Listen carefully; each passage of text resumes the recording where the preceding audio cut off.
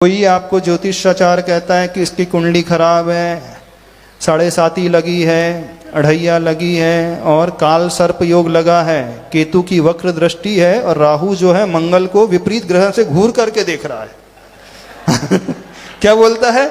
ठीक विपरीत ग्रह में आमने सामने ऐसे बैठे हैं तो राहु और केतु मंगल को ऐसे घूर करके देख रहे हैं और उसको देखने से उसका ग्रह जो गुरु ग्रह भी दब गया है, तो उसकी शांति के लिए फिर फलाने ग्रह की पूजा करो। तो सुनो, यदि कोई कुंडली में इस प्रकार का ग्रह आ भी जाए तो बेसिकली ये ग्रह की दशा सिर्फ इंडिकेटर हैं, इंडिकेशन देने वाले हैं, संकेत देने वाले हैं। एग्जाम्पल दे रहे हैं, जब रेलवे प्लेटफॉर्म में स्टेशन में ट्रेन आती है तो ग्रीन सिग्नल हो जाता है। तो हमें एक बात बताना, ग्रीन सिग्नल हो जाता है इस कारण ट्रेन आती है कि ट्रेन आने वाली होती इस कारण ग्रीन सिग्नल होता है? हाँ, ट्रेन आने वाली इस कारण ग्रीन सिग्नल हो जाता है ना।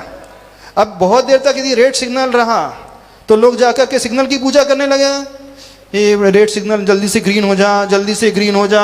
उसको अर्घ चढ़ाएं, अगरबत्ती लगाएं, पूजा करें, माला चढ़ाएं, पेड़े का डिब्बा चढ़ाएं, क्योंकि एक दिन क्या हुआ, सिग्नल ही खराब हो गया। अब लोग देख रहे हैं तो ग्रीन हो ही नहीं रहा, ग्रीन हो ही नहीं रहा, तो जाकर के बैठ गए फूल माला लेकर के, पेड़े का डिब्बा लेकर के, नारियल लेकर के और पूजा कर रहे हैं सिग्नल की, जल्दी से तो ग्रीन हो जा, जल्दी से ग्रीन हो जा। तो हो जाएगा ग्रीन सिग्नल।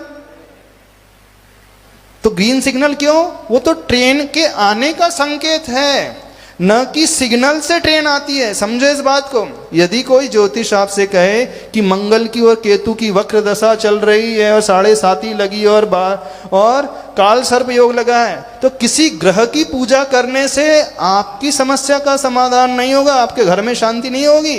बेसिकली ये तो सब इंडिकेटर हैं। तो आपको क्या करना है? तो व्यक्ति देखता है, सिग्नल को छोड़ देता है, फिर जाकर के इंक्वायरी करता है ट्रेन कितनी दूर पे है, कौन से स्टेशन तक पहुंची है, फिर से वो अंदाजा लगा लेता है कि 1 घंटे लेट चल रही है, 1 घंटे बाद आ जाएगी, ऐसी है ना। तो यदि दशा खराब है ग्रह की तो किसी ग्रह की पूजा नहीं करना। पूजा किसकी करना है? इन तीर्थंकर भगवान की करना है। इन भगवान की जब पूजा करेंगे तो पुण्य इतना कमा लेता है व्यक्ति, तो वह पुण्य उसके लिए कार्यकारी होता है। किसी केतु की पूजा नहीं करना, किसी शनि की पूजा नहीं करना, शनि को तेल नहीं चढ़ाना, न नदी में नाग नागिन का जोड़ा बहाना, कोई काल सर्दोष योग नहीं होता है, कुछ नहीं होता है। जब भी कोई परेशानी है तो उसके सबसे अच्छा तरीका बता रहे हैं। यदि आपका गुरु ग्रह कमजोर है तो जाकर के गुरु की खूब पूजा करो, आचार्य भगवान की पूजा करो। यदि शनि ग्रह कमजोर है आपका तो बता रहे हैं उसका इलाज। शनि ग्रह होता है काले रंग का, और शनि देखो, जो हिंदू में मान्यता है, शनि देव की मूर्ति कहाँ होती है? मंदिर के बाहर होती है। तो घर में अथवा आपके ऑफिस में जो भी वर्कर होते हैं, स्टाफ होता है, तो उनकी अच्छे से केयर करने लगोगे तो उनकी सद्भावना आपके प्रति पैदा होगी, तो वो सद्भावना आपके लिए कार्यकारी होगी। यदि सोम ग्रह कमजोर है, हाँ वैसे हम क्या पताने बैठ गए आप लोगों को तो सोम ग्रह किसका प्रतीक होता है? चंद्रमा का प्रतीक होता है।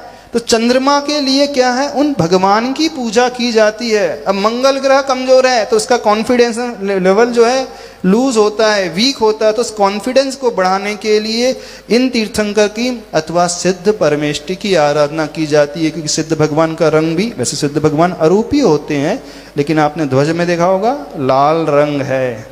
समझ रहे हो कि नहीं? यदि रवि ग्रह कमजोर है, सूर्य कमजोर है, तो सूर्य पिता का प्रतीक होता है, तो अपने पिता की खूब सेवा करो, उनकी वैयावृत्ति करो, तो आपका वह ग्रह जो है मजबूत हो जाएगा। इस प्रकार एक एक ग्रह जो है घर के उन संबंधों से जुड़े हैं, न कि मिथ्या देवी देवताओं की पूजा से जुड़े हैं।